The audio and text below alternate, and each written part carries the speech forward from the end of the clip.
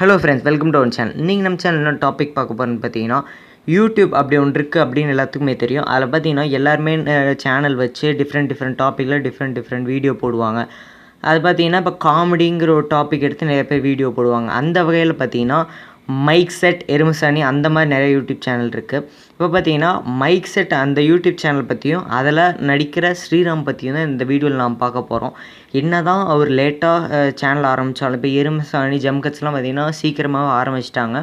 இருந்தாலும் பார்த்தீங்கன்னா அதுக்கப்புறம் தான் மைக் செட் அந்த சேனல் வந்துச்சு. இருந்தாலும் அவங்களோட அதிகமான சப்ஸ்கிரைபர் வச்சுருக்காங்க. அதுக்கான ஹார்ட் ஒர்க் என்ன, எப்படி எவ்வளோ சப்ஸ்கிரைபர் வந்துச்சு, அவங்களோட காசு அதாவது சம்பளம் எவ்வளோ வருது எல்லாமே இந்த வீடியோவில் பார்க்கலாம். மைக் செட் ஸ்ரீராம் எப்படி இவ்வளோ பெரிய ஆள் ஆனார், அவர் சின்ன வயசில் எங்கே படித்தார், எங்கே பிறந்தார் எல்லாமே இந்த வீடியோவில் பார்க்கலாம். அதனால் வீடியோ ஸ்கிப் பண்ணாமல் ஃபுல்லுமே பாருங்கள். வீடியோக்குள்ளே போகிறதுக்கு முன்னாடி ஓவன் சேனல் நீங்கள் புதிய இருந்தீங்கன்னா ஓவன் சேனல் சப்ஸ்கிரைப் பண்ணிக்கோங்க. அப்படியே பக்கம் அந்த பெல் ஐக்கானே கிளிக் பண்ணிக்கோங்க. அப்போ தான் நாங்கள் அதை வீடியோ அப்லோட் பண்ணால் உங்களுக்கு ஒன்றே கிடைக்கும். வாங்க வீடியோக்குள்ளே போகலாம்.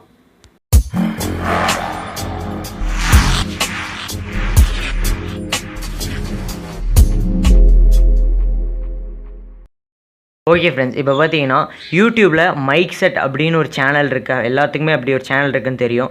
இந்த சேனலில் பார்த்தீங்கன்னா சின்ன குழந்தையிலேருந்து தாத்தாங்க அந்த மாதிரி வயசானவங்க வரைக்கும் இந்த சேனலை எல்லாருமே பார்த்துட்ருக்காங்க. எல்லார் கையிலையுமே இப்போ ஸ்மார்ட் ஃபோன்ஸ் இருக்குது. எல்லாருமே யூடியூப்பில் ஒரு அக்கௌண்ட் வச்சுக்கிட்டு இந்த சேனல் பார்த்தீங்கன்னா நான் இந்த சேனல் மட்டும்தான் பார்க்குறாங்கன்னு சொல்ல, வேறு எல்லா சேனலும் பார்க்குறாங்க. ஆனால் பார்த்தீங்கன்னா மேக்ஸிமமாக மைக் செட் வீடியோனால் எல்லாத்துக்குமே பிடிக்கும். சின்ன குழந்தையிலேருந்து பெரியவங்க வரைக்கும் எல்லாத்துக்குமே பிடிக்கும். இப்போ பார்த்தீங்கன்னா மைக் செட்டை எப்படி அந்த சேனலை க்ரியேட் பண்ணாங்கன்னு பார்க்கலாம். மைக் செட் அதில் நடிக்கிற ஹீரோ டைப்பில் நடிக்கிற ஸ்ரீராம், ஹீரோனே சொல்லிடலாம், ஹீரோவாக நடிக்கிற மைக் செட் ஸ்ரீராம் அவரோட லைஃப் ஹிஸ்ட்ரி எல்லாமே பார்க்கலாம். எங்கே பிறந்தார், எங்கே படிக்க ஆரம்பிச்சு எல்லாமே பார்க்கலாம். ஓகே, இப்போ பார்த்தீங்கன்னா நம்ம மைக் செட் ஸ்ரீராம்லேருந்து ஆரம்பிப்போம். இவர் பார்த்தீங்கன்னா பாண்டிச்சேரியில் தான் பிறக்கிறாரு. பாண்டிச்சேரியில் பிறந்துட்டு பார்த்தீங்கன்னா அவரோட சைல்டுஹுட் டேஸ் நல்லா ஜாலியாக என்ஜாய் பண்ணிட்டு வராரு. அதுக்கப்புறம் பார்த்தீங்கன்னா எல்லாருமே சைல்டுஹுட் டேஸ் என்ஜாய் பண்ணிட்டு ஒரு ஸ்கூல் காலேஜ் போகிற அந்த ஏஜ் வரும்ல, அப்போ பார்த்தீங்கன்னா ஸ்கூலிங் ஸ்டார்ட் பண்ணுறாரு. ஸ்கூலிங் ஸ்டார்ட் பண்ணுறது பார்த்தீங்கன்னா Acharya matriculation higher secondary school அப்படின்னு ஒன்று பார்த்தீங்கன்னா பாண்டிச்சேரியில் இருக்குது. அதில் தான் பார்த்தீங்கன்னா மைக் செட் அப்பா அம்மா போய் அங்கே எல்கேஜியில் சேர்த்து விட்றாங்க. அங்கேருந்து 12th வரைக்கும் ஃபுல்லுமே ஆச்சாரியா மெட்ரிகுலேஷன் ஹையர் செகண்டரி ஸ்கூலில் படித்து முடிக்கிறாரு. அதுக்கப்புறம் பார்த்தீங்கன்னா Rajiv Gandhi engineering and technology college அப்படின்ட்டு ஒரு காலேஜில் போய் சேர்றாரு. அதாவது பார்த்தீங்கன்னா இன்ஜினியரிங் அண்ட் டெக்னாலஜி காலேஜ்லாம் ராஜு இன்ஜினியரிங் அண்ட் டெக்னாலஜி காலேஜ்னு போய் ஒரு காலேஜில் சேர்றாரு. இப்போ பார்த்தீங்கன்னா உங்களுக்கு ஒரு டவுட் வரும், சரி ஸ்கூலிங் முடிச்சாங்கிறீங்க, அவர் எவ்வளோ 12th எவ்வளோ மார்க் அப்படின்னு கேட்டிங்கன்னா 900+ தான் மார்க் வாங்கியிருக்காரு. அதாவது 1200க்கு 900+ மார்க் வாங்கியிருக்காரு. அதுக்கப்புறம் பார்த்தீங்கன்னா அவர் Rajiv Gandhi engineering and technology காலேஜில் போய் சேர்ந்துருக்காரு. அதுக்கப்புறம் பார்த்தீங்கன்னா அங்கே ஒரு இன்ஜினியரிங் ஒரு கோர்ஸ் முடிச்சுட்டு அதுக்கப்புறம் பார்த்தீங்கன்னா எம்சிஏ பண்ணியிருக்காரு. எம்சிஏ பார்த்தீங்கன்னா 2nd டிகிரியாக பண்ணியிருக்காரு. அதுக்கப்புறம் பார்த்தீங்கன்னா அவருக்கு கிடைச்ச ஒரு சும்மா ஐடி ஜாப், அதாவது இப்போ சென்னையிலாம் இருக்குல்ல ஐடி ஆஃபீஸ், அந்த மாதிரி ஒரு ஜாப்பில் போய் சேர்ந்துருக்காரு.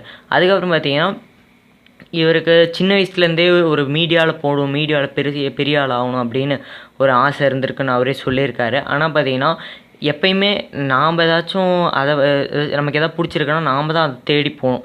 நம்மள எதுவுமே தேடி வராது, கன்ஃபார்ம் எதுவுமே தேடி வராது, ரேராக தான் ஏதாச்சும் நமக்கே தேடி வரும். மேக்ஸிமம் இது பார்த்திங்கன்னா நாம் தான் எதாக இருந்தாலும் தேடி போகணும். அந்த வகையில் பார்த்திங்கன்னா அவர் ஐடி ஜாப்பை குயிட் பண்ணிவிட்டு அவர் மீடியா லைனில் ஏதாவது போகலாம் அப்படின்னு சான்ஸ்லாம் தேடி இருக்காரு. அதுக்கப்புறம் பார்த்தீங்கன்னா நமக்கு எடுத்தோன்னேலாம் மீடியா லைனில் போக முடியாது, அதாவது கொஞ்சம் பெரிய ஆளாக அந்த மாதிரி இப்போ படத்தில் வர்ற ஹீரோ காமெடியன் அப்படிலாம் போக முடியாது, சின்னதுலேருந்து ஏதாச்சும் ஆரம்பிப்போம் அப்படின்னு இது பண்ணிட்டு பார்த்தீங்கன்னா சரி ஒரு யூடியூப் சேனல் ஆரம்பிப்போம் அப்படின்ட்டு அதை ஷார்ட் ஃபிலிம்ஸ்லாம் ஒரு யூடியூப் சேனல் நேம் வச்சு ஒரு ஷார்ட் ஃபிலிம்லாம் பண்ணி வீடியோஸாக போடலாம். அதுக்கப்புறம் அதெல்லாம் பார்த்தீங்கன்னா யாராச்சும் படம் பண்ணுறவங்க யாராவது பார்த்துட்டு நம்ம கன்ஃபார்ம் வீடியோ படத்தில் சான்ஸ் எதாவது தருவாங்க இந்த வீடியோலாம் பார்த்துட்டு அப்படின்ட்டு அவர் ஒரு தாட்டில் தான் பார்த்தீங்கன்னா ஒரு சேனல் ஆரம்பிக்கலாம், அதாவது ஒரு ஷார்ட் ஃபிலிம்லாம் போடுற மாதிரி ஒரு சேனல் ஆரம்பிக்கலான்னு ஒரு தாட்டில் இருந்திருக்கார். அதுக்கப்புறம் பார்த்தீங்கன்னா இவர் ஃப்ரெண்ட்ஸ்கிட்டலாம் கன்சல்ட் பண்ணியிருக்காங்க. அவங்க இருந்துட்டு நிறையா பேர் பார்த்தீங்கன்னா ஷார்ட் ஃபிலிம் அதெல்லாம் பண்ணுறாங்க, நீ சும்மா அதை காமெடி டைப்பில் பண்ணு, ப்ராங்க்கு அந்த மாதிரி பண்ணு அப்படின்னு சொல்லியிருக்காங்க. அதுக்கப்புறம் தான் இவர் கொஞ்சம் ப்ராங்க்கு வேணாம் அது இதுன்னு வச்சதுக்கப்புறம் தான் பார்த்தீங்கன்னா சரி நாமளும் இந்த எருமசாணி ஜம்கட்ஸ் மாதிரி பண்ணலாம், காமெடி வீடியோஸ்லாம் பண்ணலாம் அப்படின்னு ஒரு தாட்டில் அந்த மாதிரி ஒரு சேனல் மைக் செட்னு ஆரம்பிக்கிறாரு.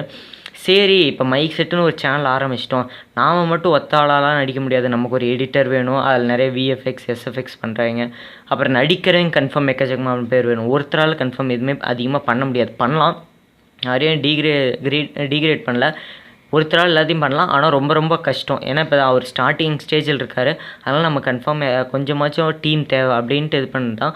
அவர் காலேஜில் படித்த ஃப்ரெண்ட்ஸ் இப்போ பார்த்தீங்கன்னா அவர் என்ன நினச்சிருக்காருன்னா, சரி நம்ம கூட காலேஜில் நிறையா பேர் ஃப்ரெண்ட்ஸ் நினச்சிருக்காங்க, அதில் பார்த்தீங்கன்னா நிறையா சில பேருக்கு சும்மா மீடியா லைனில் போகிற மாதிரி இன்ட்ரெஸ்ட் இருக்கும், இந்த மாதிரி நடிக்கிறதுக்கெலாம் இன்ட்ரெஸ்ட் இருக்கும், அந்த வகையில் இருக்கிறவங்கள சூஸ் பண்ணி இப்போ நம்ம இதில் கூப்பிடலாம் அப்படின்ட்டு அவர் லைஃப்பில் க்ராஸ் பண்ண ஃப்ரெண்ட்ஸோட லிஸ்ட்லாம் எடுத்து அதில் யாருக்கு மீடியா லைனில் ரொம்ப இன்ட்ரெஸ்ட் இருக்குது அப்படின்னு பார்த்து சில பேர் சூஸ் பண்ணி வந்தது தான் இப்போ ஒரு மைக் செட் டீம் அப்படின்னு. அந்த மைக் செட் சேனலில் ஒரு டீமாக உருவாகி ஒரு செம்மையாக வீடியோலாம் பண்ணி போட்டுட்ருக்காங்க, வேறு லெவலில் பண்ணியிருக்காங்க எல்லாமே. இப்படி தான் பார்த்தீங்கன்னா மைக் செட் அப்படிங்கிற ஒரு டீம் க்ரியேட் ஆனிச்சு.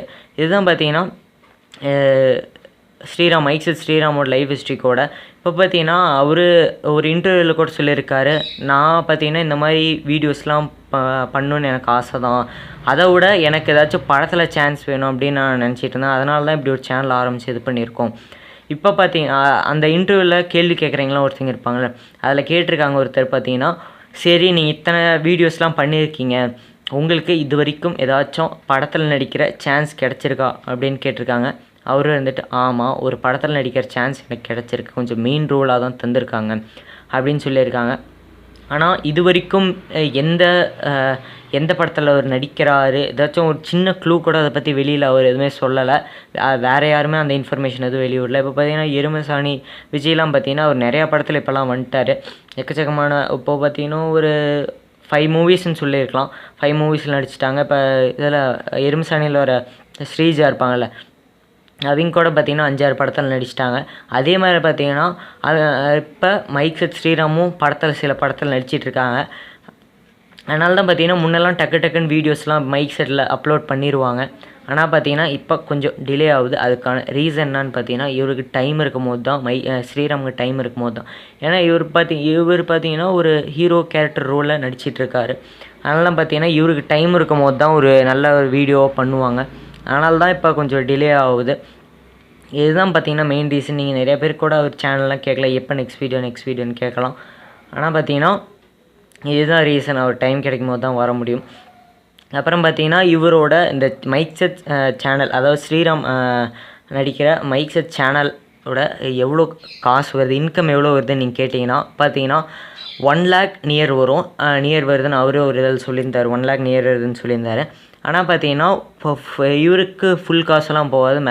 யாருக்கு ஃபுல் காசு, அதாவது ஒரு பாதிக்கும் மேலே யார் காசு போகும் அப்படின்னு பார்த்தீங்கன்னா எடிட்டருக்கு போகும், அப்புறம் அங்கே கேமராமேன் அவங்களாம் வருவாங்கள்ல, அவங்களுக்கு காசு போயிடும், கொஞ்சமாக தான் இவங்களுக்கு வரும். அதுவும் பார்த்தீங்கன்னா இவங்க எதாட்டு ஃபுல்லெலாம் எடுத்துக்கிறதில்ல, அப்பப்போ சும்மா வெளியில் ஏதாச்சும் கெட் டுகெதர் மாதிரி போயிட்டு வந்துட்டு அதுலேயே அந்த காசுலாம் இது பண்ணிடுறேன்னு அப்படின்னு சொன்னாங்க. ஆனால் உண்மையான ரீசன் என்னன்னு தெரில. ஆனால் பார்த்தீங்கன்னா உங்களுக்கும் தெரியும், எனக்கும் தெரியும், கன்ஃபார்ம் எடிட்டரும் கேமராமேனுக்கு காசு தந்துடுவாங்க. ஏன்னா அவங்களால தான் அந்த கரெக்டாக எந்தெந்த ஆங்கிள்லேருந்து வீடியோ எடுக்கணும் எல்லாம் அவங்களுக்கு தெரியும். அதனால் அவங்க எடுத்ததுக்கப்புறம் தான் பார்த்தீங்கன்னா கரெக்டாக அது எடிட்டிங் பார்த்தீங்கன்னா விஎஃப்எக்ஸும் எஸ்எஃப்எக்ஸும் மைக் செட் ஸ்ரீராம் தான் பண்ணுறாரு. அதனால் பார்த்தீங்கன்னா இவருக்கும் கொஞ்சம் காசு வரும்.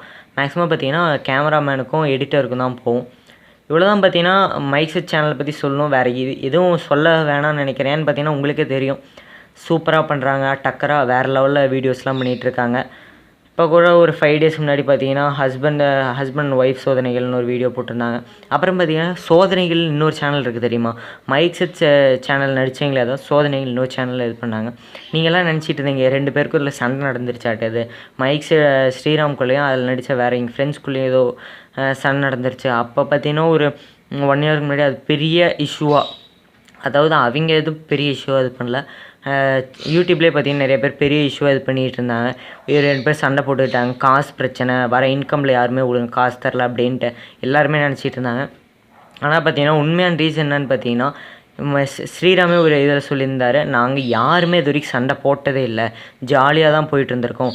என்னன்னா இந்த மாதிரி ஒவ்வொருத்தங்களுக்கும் தனித்தனி, இப்போ ஒரே சேனலில் வச்சிகிட்டு இருந்தால் இப்போ நிறையா பேர் வருவாங்கல்ல, எனக்கும் நடிக்கிறது ஆசையாக இருக்குது ப்ரோ என்னையும் சேர்த்துக்கோங்கன்னா எத்தனை பேர் தான் ஒரே சேனலில் சேர்த்துறது. அந்தளவுக்கு ஏதாச்சும் ஒரு ஷார்ட் ஃபிலிம் அப்படின்னா கூட நிறையா பேர் சேர்த்தலாம். ஆனால் எங்களே பண்ணுறது பார்த்திங்கன்னா ஒரு 10 to 15 மினிட்ஸ்க்குள்ளே ஒரு காமெடி வீடியோஸ் தான். அதில் எக்கச்சக்கமான பேர் சேர்த்த முடியாது. அதனால தான் பார்த்திங்கன்னா இன்னொரு சேனலில் ஒரு டெவலப் பண்ணுவோம், அதில் இப்போ பாதியாக பிரிச்சுக்கலாம், இதுலேயும் நடிச்சிக்கலாம் அதுலேயும் நடிச்சிக்கலாம் அப்படின்னு ஒரு முடிவு பண்ணி தான் இப்போ அதுலேயும் நடிச்சிட்ருக்குறாங்க. இந்த மைக் செட் சேனல் நடித்தாங்க, அதுலேயும் அதாவது சோதனைகள்னு ஒரு சேனல் நடிச்சிட்ருக்குறாங்க. இப்போ பார்த்திங்கன்னா ஸ்ரீராம் இந்த சேனல் மட்டும்தான் நடிச்சிட்ருக்காரு. சில சேனலில் எப்போயாச்சும் வருவார், அந்த பிஹைண்ட் நோட்ஸ் அந்த மாதிரி சும்மா ஏதாச்சும் இன்டர்வியூ மாதிரி ஏதாவது போயிட்டுருப்பாங்க. இதுதான் பார்த்திங்கன்னா 2 சேனலும், அதாவது சோதனைகள் மைக் செட் அப்படின்னு இது பண்ணுது. சோதனைகள் அப்படின்னு ஒரு டாப்பிக்கை வச்சு, அதாவது பார்த்திங்கன்னா நிறைய பேர் அட்ராசிட்டி அப்படின்னு ஒரு டாபிக் வச்சு நிறைய பேர் இது பண்ணுவாங்க. இவங்க ஏதாச்சும் ஒரு தனி இதாக இருக்கட்டுமே அப்படிங்கிற ஒரு இதை வச்சு சோதனைகள் அப்படின்னு ஒன்று ஆரம்பித்தாங்க. இதுதான் பார்த்திங்கன்னா இப்போ சோதனைகள்ன்ற ஒரு சேனல் கூட பார்த்திங்கன்னா இப்போ 1M மேலே சப்ஸ்கிரைபர் ரீச் ஆயிடுச்சு. பார்த்திங்கன்னா சொல்லியிருந்தாங்க, ஹார்ட் ஒர்க் இருந்தால் எப்படி வேணாலும் நம்ம மேலே வரலாம், ஹார்ட் ஒர்க் எல்லாத்துட்டையுமே இருக்கட்டும், எல்லாத்துக்குமே இருக்கணும் அப்படின்னு சொல்லியிருந்தாங்க. இவ்வளோ தான் பார்த்திங்கன்னா மைக் செட் சேனலை பற்றி அப்புறம் ஸ்ரீராம் பற்றி இருக்க இன்ஃபர்மேஷன். மீதி எல்லாம் உங்களுக்கே தெரியும். வேறு ஏதாவது டாபிக் நான் எதாவது பேசணுனாலும் ஓன் சான்ஸ் கமெண்ட்டில் லீவ் பண்ணுங்கள், இந்த வீடியோட கமெண்ட்டில் லீவ் பண்ணுங்கள். இந்த மாதிரி வேறு ஏதாச்சும் மதன் கௌரி பற்றி ஏதாச்சும் டாபிக் எதாவது பேசணுனாலும் கமெண்ட்டில் லீவ் பண்ணுங்கள். இந்த மாதிரி ஏதாவது வீடியோ வேணும்னா ஓன் சேனல் சப்ஸ்கிரைப் பண்ணிக்கோங்க, அப்படியே பக்கம் இந்த பெல் ஐக்கான் கிளிக் பண்ணிக்கோங்க. அப்போ தான் நாங்கள் எதாவது வீடியோ அப்லோட் பண்ணால் உங்களுக்கு ஒன்று கிடைக்கும். Until this signing off bye tata bye.